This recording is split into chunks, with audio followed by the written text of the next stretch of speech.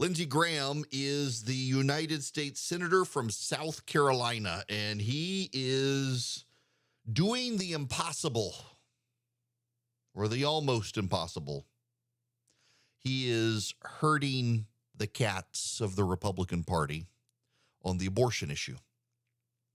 He's getting a lot of flack from the pro-life community for what he's doing at the state level, and I want to defend him some because I actually think what he's proposing isn't a bad idea. And just before you send me hate mail and disagree with me, let me express to you my thinking on this. So what Lindsey Graham is doing is he's proposing a national piece of legislation that at the federal level would say no abortions after 15 weeks unless the life, not health, but life of the mother is in jeopardy. Democrats are furious, saying it's a nationwide abortion ban. What I find intriguing is that Dana Bash on CNN, when Democrats come on to talk to her and abortion comes up, she asks them what their number is. What's the cutoff point for abortion?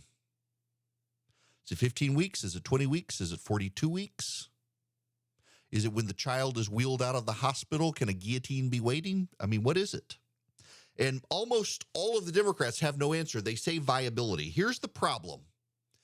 We know from science, not the pseudoscience where boys can become girls, but the actual science of biology, that a child in utero, often called the fetus, at about 15 weeks has a nervous system developed by which they react to stimulus, which suggests that they can feel pain, strongly suggests they can feel pain.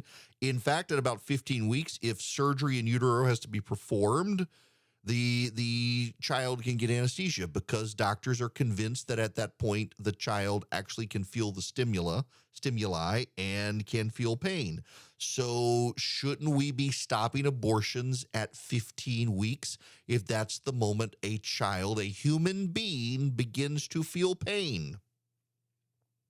Or is it remarkable that we're in a society where the left wants to ensure that a murderer feels nothing when we execute him, but is perfectly fine with a child feeling everything when we rip him apart? What is it? The Democrats want to settle on a standard of viability. That standard of viability is ever shifting due to science, and probably that standard would delay the advances of science that can keep a child born prematurely alive if they're born younger than 22 weeks. But at 15 weeks, the child feels pain. So the Democrats are perfectly fine killing a child through an abortion, allowing the child to feel pain until the child gets to 22 weeks. And then they have this nebulous health of the mother standard where, if the woman coughs after a regular delivery, she might wet herself. That deteriorates her quality of life. Therefore, she should be able to have an abortion. Oh, well, she might feel pain that would deteriorate the quality of her life. She should have an abortion. Their health standard is the nebulous catch-all standard to allow abortion on demand until birth, at taxpayer expense, I might point out. The pro-lifers who are going after Lindsey Graham on this say, well, this is a state matter. We've always said this should be a state matter. Here's the problem. If frogs had wings, they would not bump their butts when they jumped. That's your problem. If frogs had wings, they would not bump their butts when they jumped. Frogs do not have wings any more than abortion will be a state-level matter. You may wish it to be so, as the frogs may wish for wings, but the reality is, in our world, the Democrats are going to make this a national issue, so you better be prepared for a national response. The loudest voices in the room at the state level are the abortion abolitionists, and while I'm sympathetic to their position, it's a killer when it comes to votes. If you really want to round up women and throw them in prison for having an abortion, you might as well kiss ever getting back into power goodbye. The question is, do you want to save some lives, or do you want to be so pure in your beliefs that you get abortion on demand through birth as a federal law? The Democrats intend for it to be so. And they're perfectly happy for the abortion abolitionists to scare the bejesus out of every reasonable, moderate, independent voter in America so they vote Democrat on the issue. Republicans have always had the winning answer here. End Roe, let the states decide. Well, guess what? Roe ended, and then they have no message.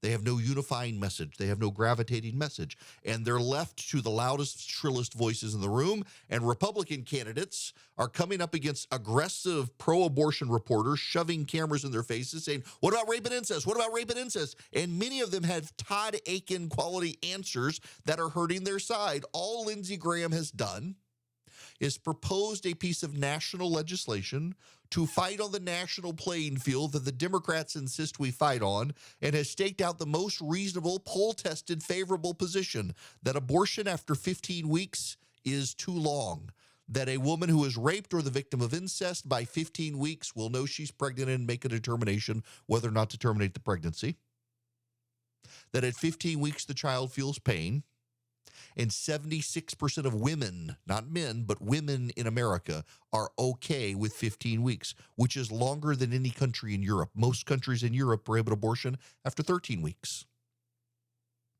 You, myself included, might think this should be a state-level issue.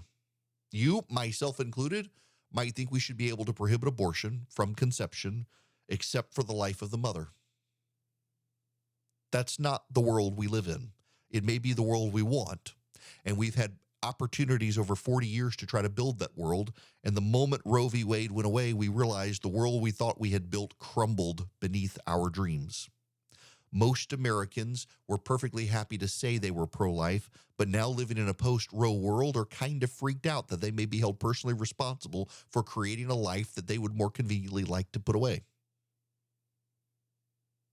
And so we are working on that field, in that reality, where a lot of Republicans don't have good answers for the questions the media are raising, despite the pro-life movement trying to get everybody on the same page in the talking points and make sure everyone has a good answer. Seth Dillon, when confronted by Joe Rogan on his podcast, held very firm on the issue that we should not punish one life for the tragedy done to another. It was a great, strong answer.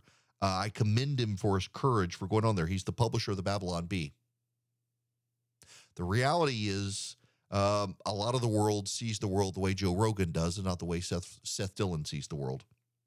That if you're raped, you should be given the opportunity to end the pregnancy. You and I may think that's taking a life and doing two wrongs, doing a wrong to try to make a right, but we're in the minority.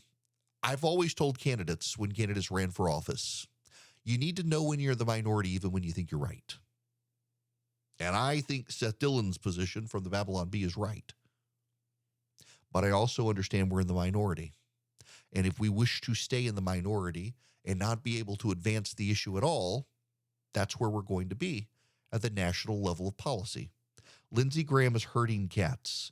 The national pro-life organizations in America all seem to be on board with this. Many of the state-level organizations are not, but I'm also reminded there are a number of state-level organizations, including one of the pro-life groups in Georgia, that has fought over the years against pro-life legislation. So, for example, in Georgia, they passed a fetal heartbeat ban.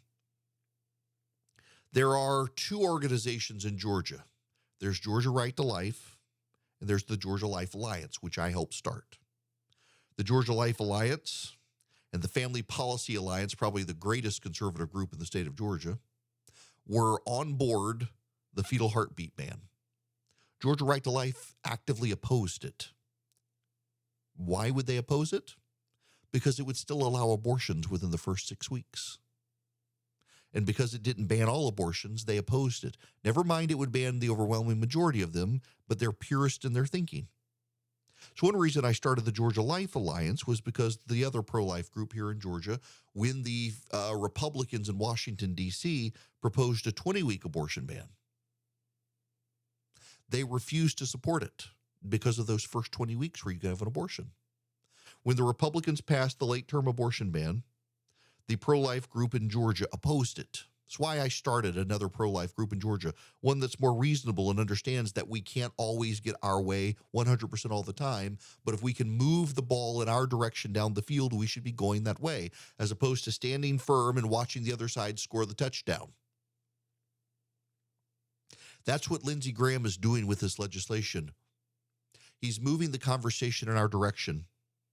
Democrats and members of the media think Lindsey Graham has made a strategic mistake. They call it an own goal. Lindsey Graham has exposed the Republicans as wanting to put a stop to abortion after 15 weeks.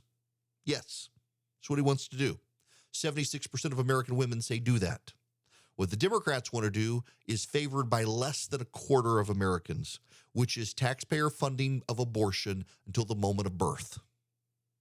And this legislation requires the Democrats to explain themselves, not the GOP, not the GOP. The media is convinced that this is an own goal for the GOP because most of the major media outlets in this country are highly pro-abortion. Most of the reporters, male and female, love abortion rights. And so they look at what Graham did as still offensive and unreasonable. But polling shows most Americans that's right where they are. That's the sweet spot for restricting abortions in this country. Do you know what the Democratic proposal is? This is the actual Democratic proposal, and they say if they pick up more seats in the Senate, they will end the filibuster to advance this legislation. Another reason, by the way, we can't play at the state level because the Democrats are on record in the last month saying they will get rid of the filibuster and advance their abortion legislation. And what does their abortion legislation do? It ends all state regulation of abortion, including the regulation of healthcare facilities. Some states have laws that if you're going to an outpatient facility that performs abortion, that place must have the same standard of care as a hospital, because you don't want a woman in Kermit Gosnell's bathroom trying to flush a child down a toilet. The Democrats would get rid of that and go back to the Kermit Gosnells of the world who give women pregnancy-inducing pills and allow them to flush the child down the toilet as an abortion. That's what the Democrats want. That's what they want. And they want you, the taxpayer, to fund it. Let them defend that. But the only way for them to defend that is to defend Lindsey Graham and his legislation, which I would point out is not going to become law. Not now. It's not going to become law. The Democrats will never give it a vote in the Senate. It's a piece of messaging legislation. It allows Republicans at the state level who have messed up their own message to point to this message and say this is a good one. 15 weeks. If you're the victim of rape or incest, you have time to make your decisions, but we're not going to use taxpayer funds. We're going to stop abortions the moment the child can feel pain. And we're not going to be extremists like the Democrats who believe that up until the moment the child leaves the hospital, the mother should be able to terminate the pregnancy, whether the child is in the womb or out of the womb, which is the ultimate hardcore Democratic position here. A child is not a child until a mother gives it value in life. That's not the way the world works. Child is a child the moment of conception. It's a human being in a particular form that grows and evolves. But the question for us in America today on the pro-life movement is, are we going to say only at the states can we decide this issue and have the Democrats steamroll us at the federal level? Or are we going to take an initial stand and say, wait, 15 weeks right now. We may scale this back later, but at the federal level, 15 weeks. At the state level, okay, pass something at the state level that's more restrictive. But at the federal level, this far, no further. We will not have abortion on demand until birth. Lindsey Graham wants to begin the conversation. He's being assailed by people for beginning the conversation, but it's a conversation we need to begin because right now we're on defense. Lindsey Graham's legislation puts us on offense and puts the Democrats in the extremist position.